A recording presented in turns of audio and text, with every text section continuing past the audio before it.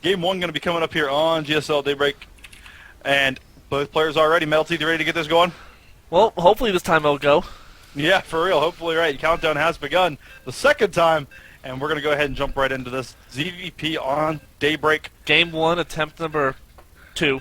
Take 2, right. Absolutely. And we're loading. Hopefully, everybody stays in this time. And hopefully Dissonance doesn't get a random map crash again. Yeah, and it looks like we're okay right now. So go ahead and try to introduce him again, Metal Teeth. Alright, so spotting here in the bottom left position, they've just switched positions because whatever. Not having his map crash this time, it is our green Zerg, Dissonance.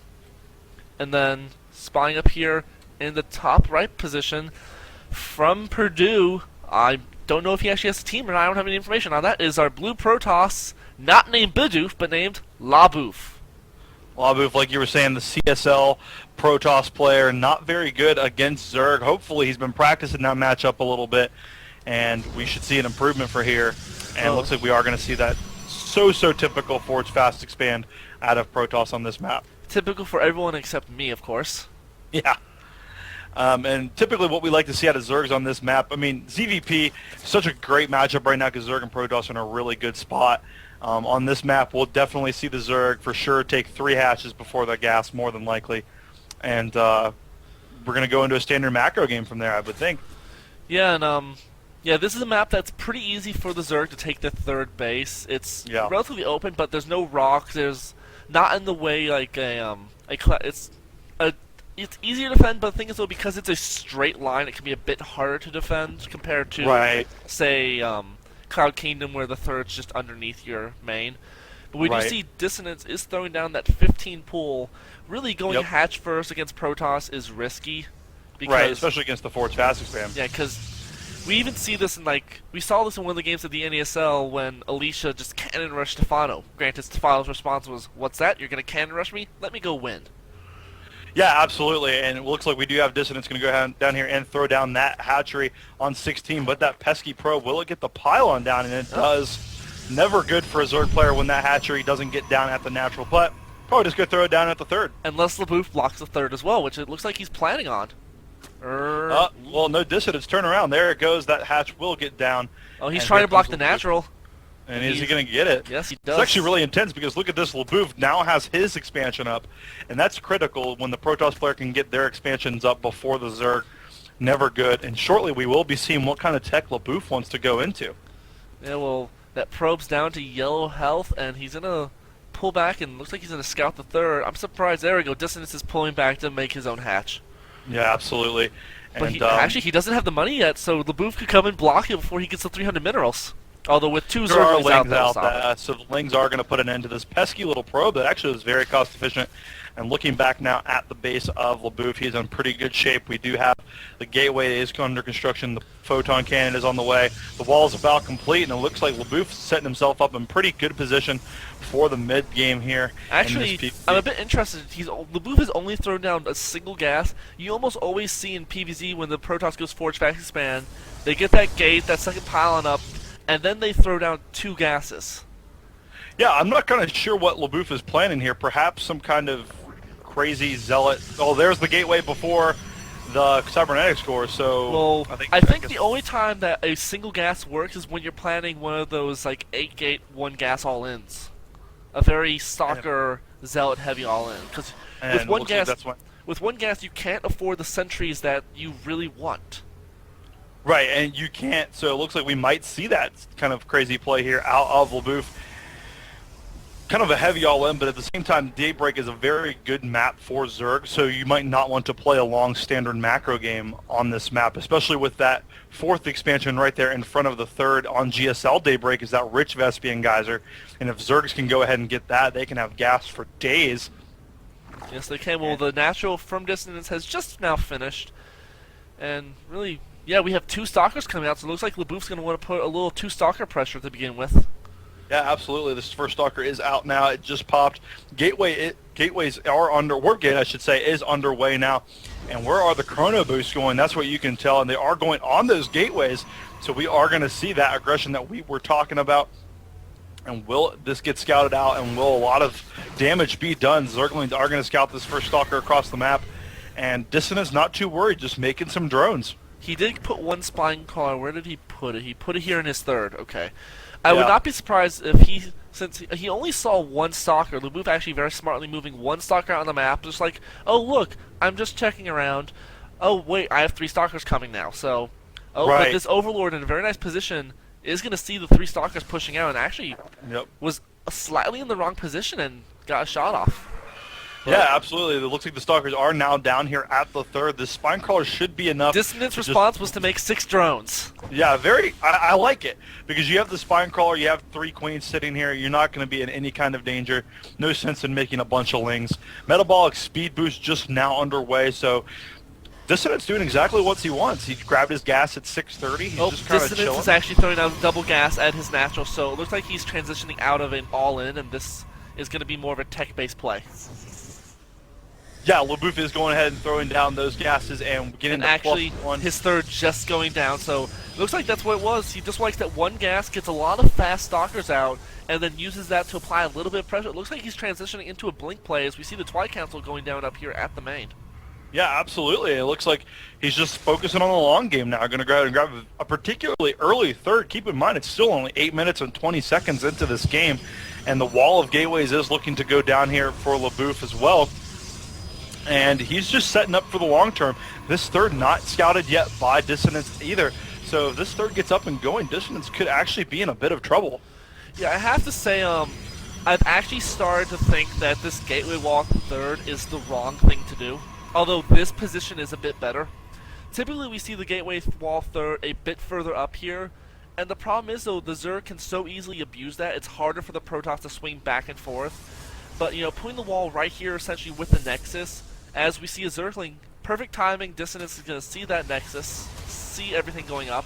We'll lose the link, but gets enough. Very cost-efficient link, yeah. But as I was saying, with the wall in here with the Nexus, you can leave your army right around this ramp between the main natural and third, and it's so much easier to swing up and down and defend. Yeah, and I mean, it's going to be able to protect everything. This one cannon is going to do enough to quell any kind of aggression from the Zerg player. Going to give, like you said, that army ample enough time to get down there. Checking out the worker count right now, 75 drones already for Dissonance. Dissonance has been doing precisely what he wanted. And notice, Metal Thief, there is a Dark Shrine on the way. 50% of the way done. So, Blink, Dark Shrine. No overlords at all in the area, actually. Yeah, the closest Overlord is far away. And Dissonance has not sacked an Overlord in the main to check for tech pass right now. So, it looks like Laboof is transitioning. He's only used these Blink Stalkers, I think, to really do some aggression, and the DTs is just going to be great to snipe a third, take some map control. As we see, the Zerg here is taking that forward fourth base with the Rich Vespian Geyser. Yeah, if that base gets up with the Rich Vespian Geyser, it could actually be a lot of trouble because gas and PvZ, as you know, Metal Teeth, is so important. I mean, everything that's worthwhile in PvZ costs gas. So that Rich Vespian Geyser plus the 73 drones that Dissonance has. And this upcoming spine crawler wall. We have 5 spine crawlers up right now at this fourth base. Very nice positioning. Yeah, I like it a lot. And actually, this looks like very late game PvZ right now. We have a Dark Templar coming in here. Yeah, and there's actually nothing around here to scout it. There are no Overseers out on the map at all. And this Dark Templar, where is he going to go? Looks like he's going to go for that third and try to pick off some drones. There's also a Dark Templar in the main and in the natural, just taking out everything. The main one in the main taking out the Roach Warren, the one in the natural is taking out drones, the one in the third has just taken out a queen. This is doing so much damage, but... Yeah, there's a lot of damage being done. 3 Overseers are now morphing, did just pop, and they are spreading out over course now. But look down here at what would be the 6th base, I guess, right next to the main expansion for Dissonance. There is a forward pylon morphing in. 5 Zealots are going to come in. This wall of Spine Crawlers is going to hold this off just fine, I think. But still, Laboof showing that his PvZ has certainly improved as the first Mutalisk pops. Yeah, and the thing is with that DT, he gets a perfect scout of the Mutalisk, and he's already gone to DT, or to DTs, which means he can go to Archons, and he's also gone to Blink Stalkers preemptively, which is just... And look at this DT's still alive! This DT's still alive! And the third base at DT with 18 kills, now up to 20 26 worker kills by Laboof in this game. The worker count for Dissonance is down to 45. As a Zerg player, I can tell you that is the worst feeling when you feel like you're good. The Mutalisk are flying up into the main here, and... Holy Artosis pylon. Oh, wow. Holy crap, that is Go after that pylon, dude. I don't even know. That powers 1, 2, 3, 4, 5, 6 gateways. The Twilight Council, but looks the Stalkers are in there with their +2 upgrades. What do the upgrades look like for our Zerg player? 0-1, just the Carapace has been upgraded. Has he upgraded Zerglings, though? As we see, a DT's back here. Oh, he's focusing down the Spire, and he might get it. No, I don't think he's going to get it. He won't get it. Very nicely done there by Dissonance to save that. Infestation pit. Dissonance really needs to throw down some Spore Crawlers here. You just can't keep going around with Overseers.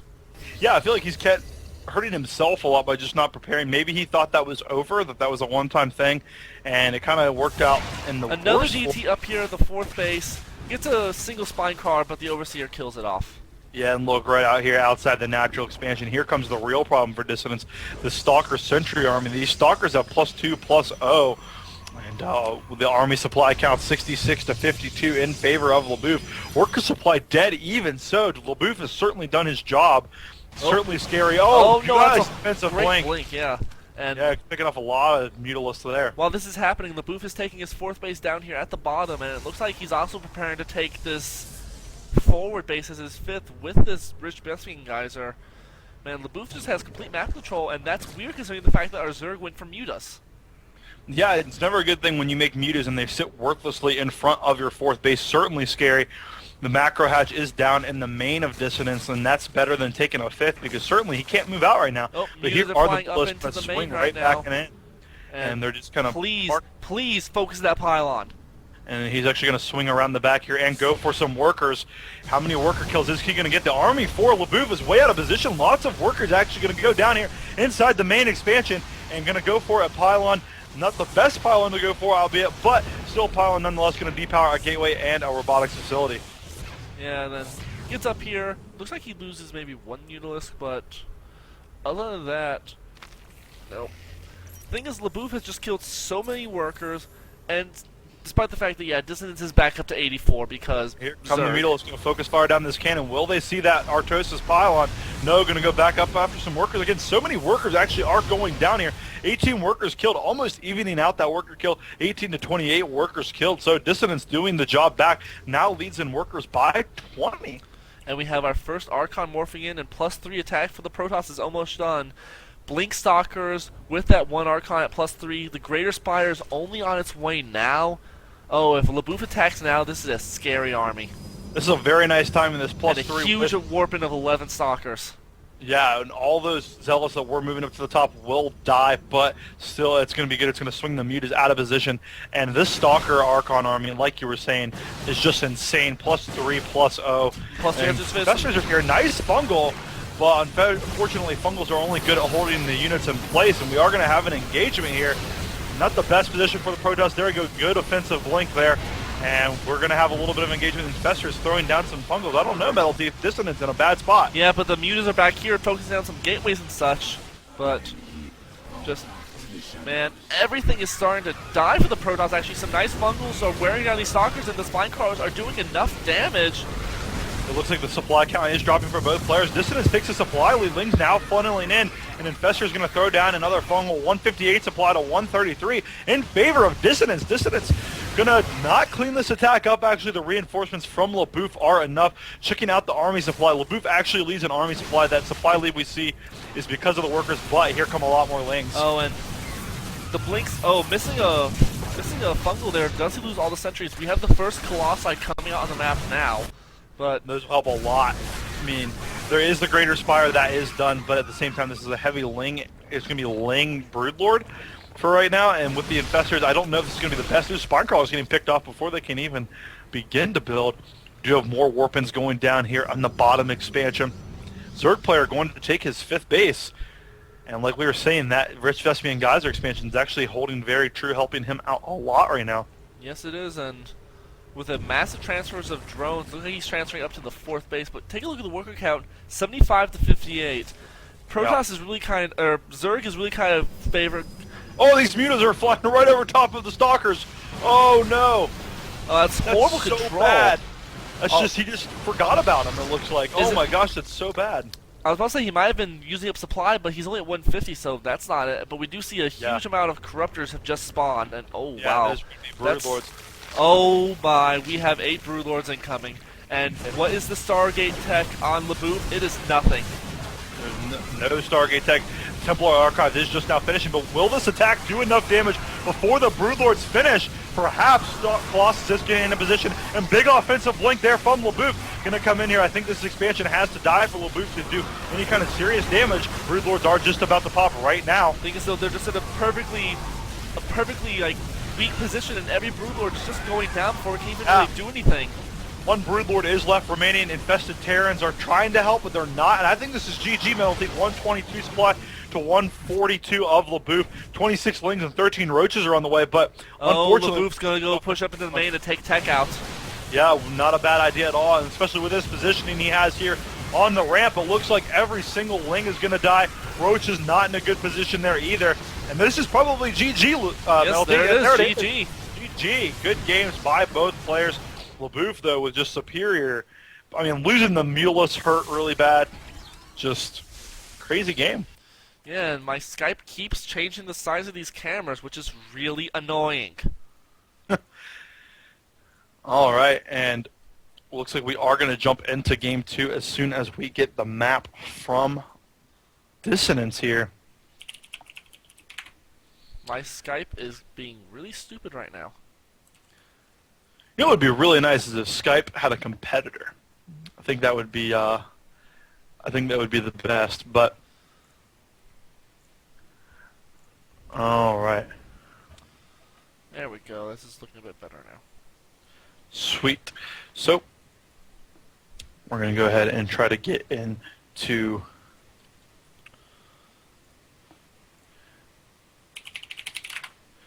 this next game working with, and Dissonance is going to choose Ohana. Insert obligatory. Did you know Ohana means friendship? Yeah, or is it friendship or family? I think it's family. Well, I've just failed at the whole, Yeah, it means family. Have you watched your Lilo and Stitch this week, man? No, I haven't. Oh, man, you got to watch that once a week just because of that line. Thank you, everybody that's tuning in right now, all 14 of you. So awesome to see people supporting, like, minor league esports. So awesome. Big shout-out to our sponsors, Kingston HyperX and Antec. Without them, this is not possible. Without you guys, this isn't possible. Me and Metal Teeth would certainly like to implore you, if you like what we're doing here, go ahead and subscribe for the HD Pass. Get you that in 1080p and makes you available for, you get a cool little thing next to your name.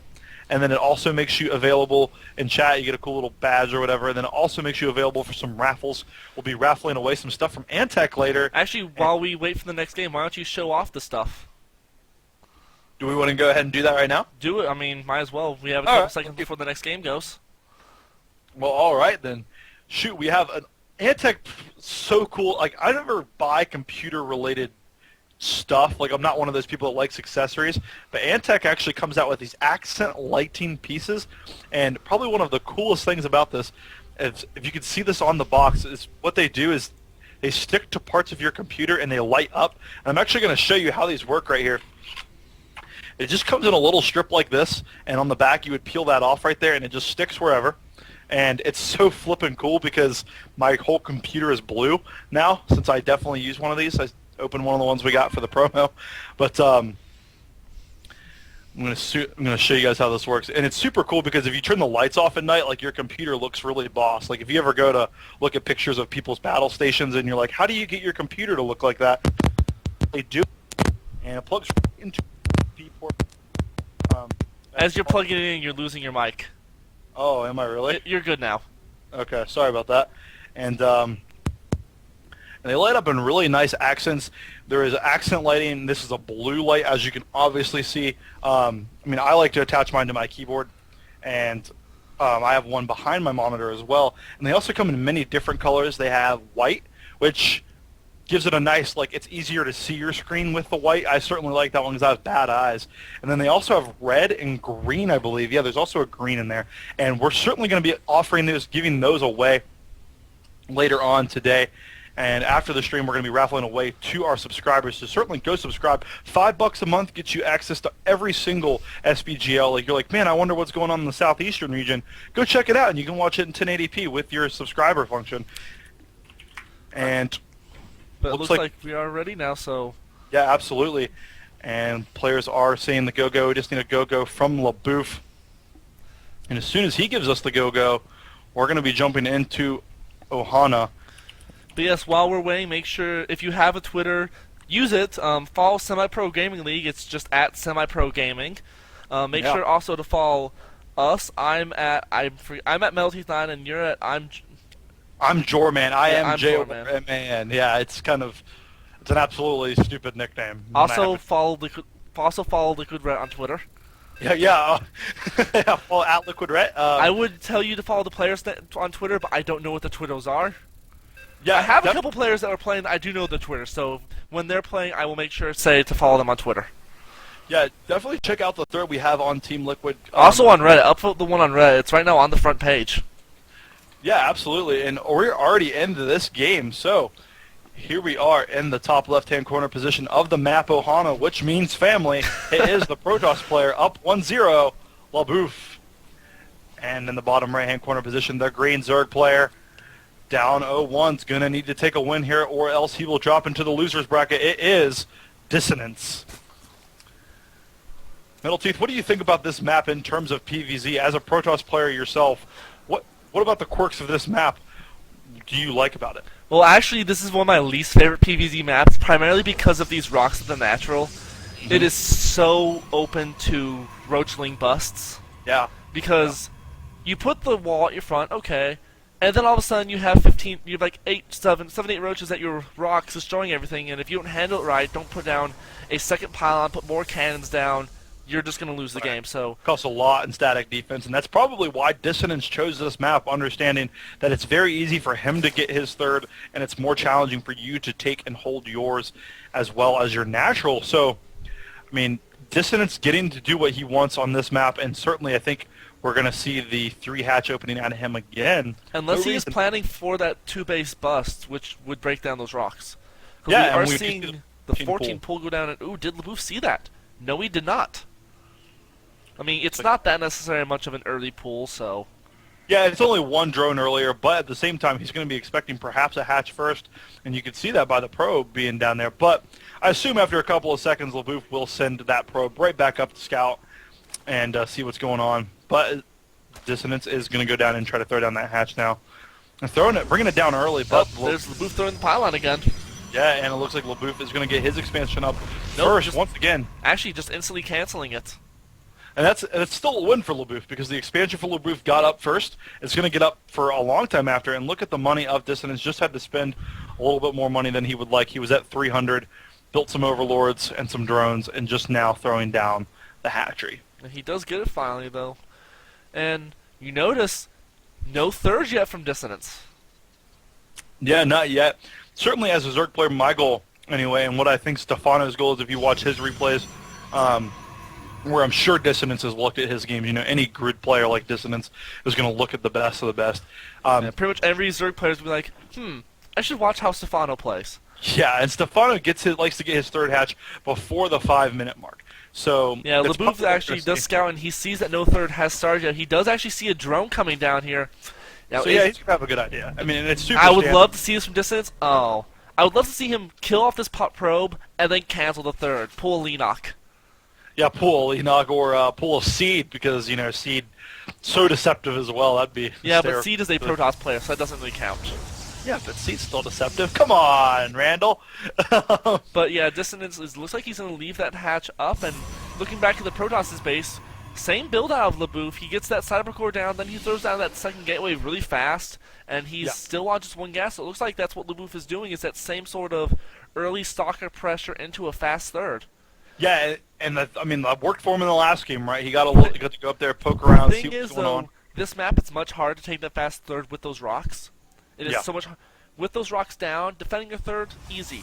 Without those rocks, defending that third, really difficult, because you have to leave your base, walk around, and you can lose so much by then. Yeah, and we do have the queen that is coming around now to the third, so the queen will at least be in position.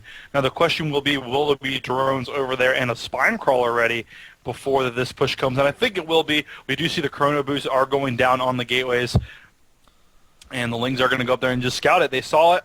I see, okay, this is the exact same thing I saw last game. Shouldn't worry about what's going to be happening down, and the spine crawler is going down at the third. I have to say there's actually one kind of weakness in Laboof's play that Dissonance could have picked up on, is that this wall, this is not a good wall in.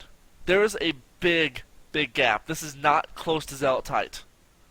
No, it's not, and he could have ran up in there, but with that cannon, it's certainly enough to hold off any aggression. But I get what you're saying. It's enough to hold off kind two of a bad Lings, wall. but if Distance were to make 10 Banelings, yeah, he could just walk right by the cannon as if it was nothing.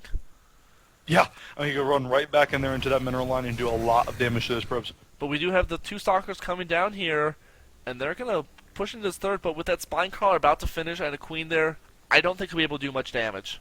No, I mean, it's the exact same thing as we saw last game. Spine crawler's up, and there goes Laboof, going to go ahead and head right on home. Another Stalker is coming down, being chased for days by that Ling. Ling's going to die. Sad day for that Ling. Zealot coming down. It looks like he actually wants to continue with this aggression a little bit, and he's going to push right up here into the natural. Maybe. I mean, he realized an Overlord. He gets does an Overlord, but two Stalkers for an Overlord. Stalkers. That's huge. Going to lose two of the Stalkers very quickly. And very nice surround by Dissonance. And yeah, I mean, bad positioning by Laboof, too, kind of getting himself up there. Look at the resources lost. 425 to 150. Yeah, two and that's Stalkers never for an good this Overlord early. Is not a trade. 62 to 41 is the supply count in this early of the game, and we do see Laboof doing what he did last game, going ahead and throwing down the third. But the difference here is, though, there is not those Stalkers to protect that third. But it doesn't look like it matters anyway, though. Dissonance is going to go ahead and go to Lair Tech, grab an Evo Chamber and a Roach Warren, and his speed. So he is just setting up for the long game as well. This is very much the Stefano build. The Evo Chamber and Roach Warren around the same time, maybe about 30 seconds or so. The Lair, expect him to... Yeah, he's already got the gases he needs. He's hitting that Lair timing. This is holding off. It looks like Stefano. Yeah, it looks like Stefano, and Laboof is not going to be prepared for this. He can't be hitting that. Essentially, the one big weakness of the Stefano build is 9 to 10 minute timing attacks, and he's already passed that. And actually, he had a Roach Warren building, but he just canceled it, and he's making another gateway instead. He's making 2 more gateways. Oh, wow. So, yeah, the one thing that actually would have helped him, the Robo with the Immortals, not going to be there, and it looks like he's going to do exactly what we saw last game, the Blink, and I wouldn't be surprised if we saw the Dark Shrine as well again, just because, hey, it worked last game, why wouldn't it work this game?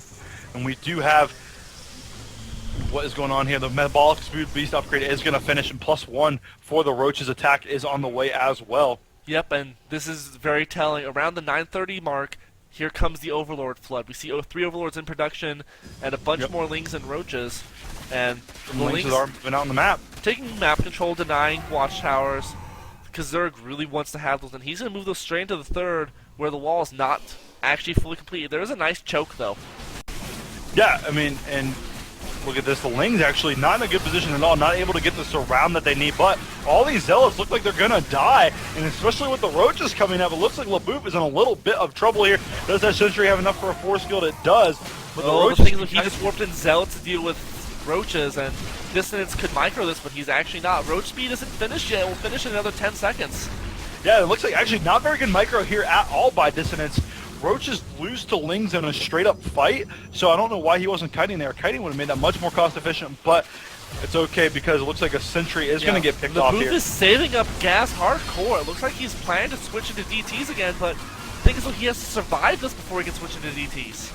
Yeah, certainly 900 gas would do a lot. I mean, if he took some of those guys off of gas and put them to minerals, he might actually be able to survive, but it doesn't look like it. How many warp gates do we have? There are no warp gates available. 3 Stalkers are morphing in right now, but not going to be good at all. 4 Stalkers is not going to hold off this impeding rush. 12 Lings, 3 Roaches are about to pop as well. These Roaches are at +1, and the Stalkers are at +1, so upgrades can't even save Laboof at this point, and this third is certainly under attack.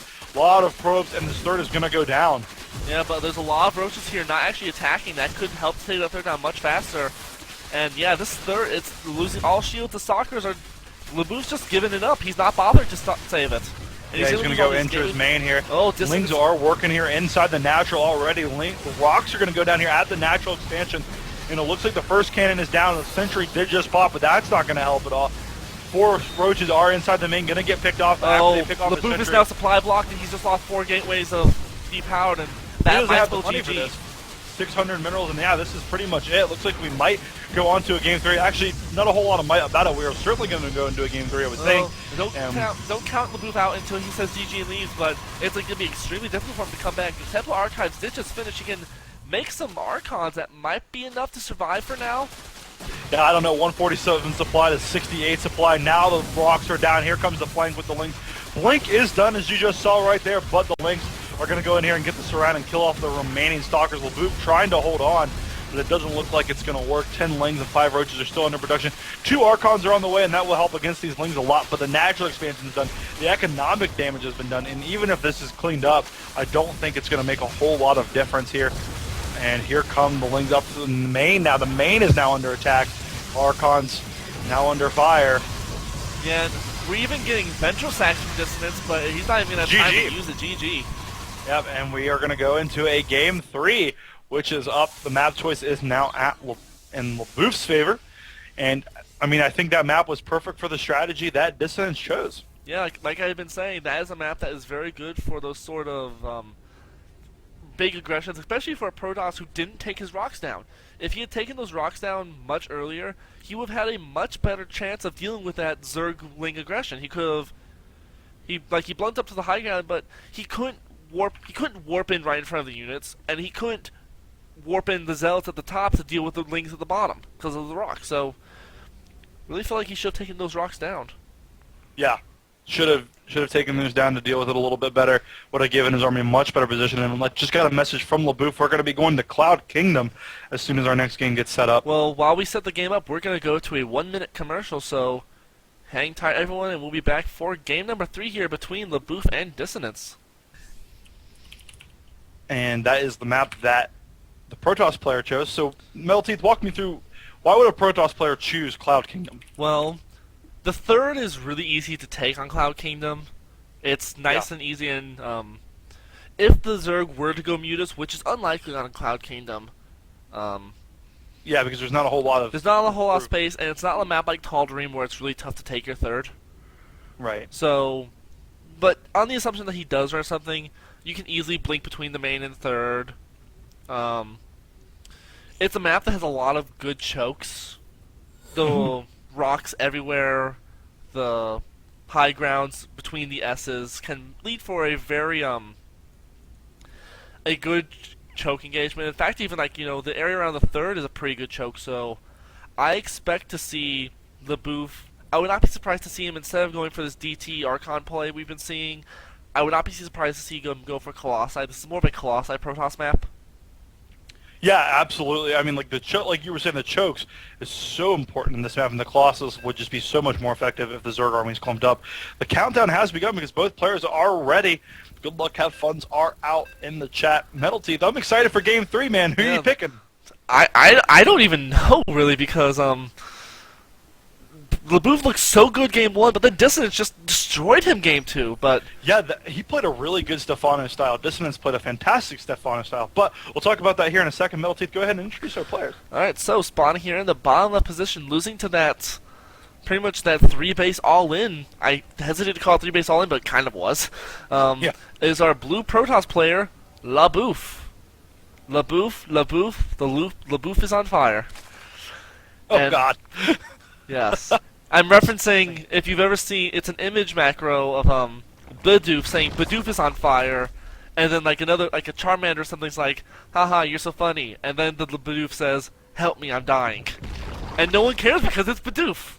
Yeah. No one likes Bidoof, but Dissonance, spawning up here in the top right position, doing a gas cancel, and then doing it again for some reason. It is our green Zerg, Dissonance. Apparently Dissonance is stuck in the beta with an extractor trick. Sometimes that happens, like you just, I mean, I'll just spam 4S DDDDD and accidentally go up to 10, and I'll be like, oh man, that was stupid, and then I'll have to build, my extractor so I don't get behind on Overlords Zerg world problems. I made too many drones.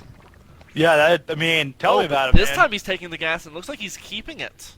So, both games before he's gone pull first, but we're going gas first this time. It looks like Dissonance is going to feel more comfortable going for a speedling expand as opposed to a pull into hatch, or even just a hatch first.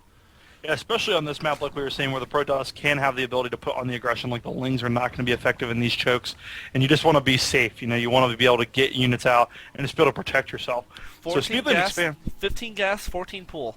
I feel like I'm watching the Idra build. Yeah, I feel like I'm watching either Idra play or just ZVZ in general. I mean, certainly weird for these guys to be certainly weird for Dissonance to be doing that. I don't want to say weird. I want to say not standard. Now, it certainly makes sense. Now, here's the thing, though. What we have to very much I'm not even going to go to the Protoss base. He's throwing down a Forge. Whoop-de-doo. But here's going to be the key of this build. If Dissonance keeps guys on gas after 100, it's very telling of an all-in. If he pulls guys off after 100 to speedily expand, we've just hit 100 gas, he still has guys in gas. Yeah, so at this point right now, it's either a mistake or he's just going to go for some big Banelane or Roach aggression. And I'm certainly thinking it's not a mistake. These guys... Oh my god, he's going to lair at 3 minutes. And this probe's going to scout it. Yeah, Laboof sees exactly what he's doing. Laboof needs to throw down multiple cannons. Yeah, he just needs to put he needs to put a cannon in his natural mineral line and his main mineral line by every single piece of tech structure. I wouldn't be surprised if this is just a straight-up layer rush. I'm sorry, it is a layer rush. I wouldn't be surprised if it's a straight-up rush to Spire. Yeah, I mean, that seems like it might be most likely. But it's got to be. 4 Lings, and why is he pulling 4 drones? Yeah, I'm not too sure what the drones are going to be for. I mean, maybe he's just going out to put on some kind of... I have no idea. It's a Spinecrawler rush. Oh, yeah, there it is. He's got 2 Overlords here spawning in position. This is a Spinecrawler rush. Yeah, wow. Actually, I'm kind of impressed. I don't actually see this pulled off too often. And especially without a proxy hatch. It's so much easier to pull off the proxy hatch, but where is the creep? The lair is finished. He needs to get that creep. There he goes. And here are the drones right here. The cannon's out of range. Well, the thing is, those Spinecrawlers outrange cannons. Yeah, so it's not going to matter a whole lot what Laboof wants to do here. Laboof going to throw up a cannon on the high ground. Put the Overlords there. It doesn't matter. The Overlord's in perfect position. The second one is, and I don't know. I mean, it could work out in favor of Laboof if he could get some units out, but no units are on the way at all. Just cannons, and that's not going to help at all. So I hate to say it, but the best response I feel if you have the time, get cannons to try and kind of hold them off as long as possible. Yeah. Get a very fast robo and get to Immortals. Immortals kill these so fast. Yeah, absolutely. I mean, the first Zealot is on the way. It's about to pop right now. Metabolic speed is done for these Lings, and the Zealot's going to die as soon as he gets up there because, look, great surround. Boom. Nothing done. Cannon's on the higher ground, but this gateway is going to be picked off. The Forge is going to get picked off, and there are Spinecrawlers in position here. And I want to know what's going through Laboof's mind right now because it's no fun to win a very good game 1 like that, lose a good game 2, like it was a GG in game 2, and then just get beat this way because of inadequate scouting and preparation. Well, things like he scouted it perfectly this game. He saw the very fast lair tech, so he had to know something weird was coming.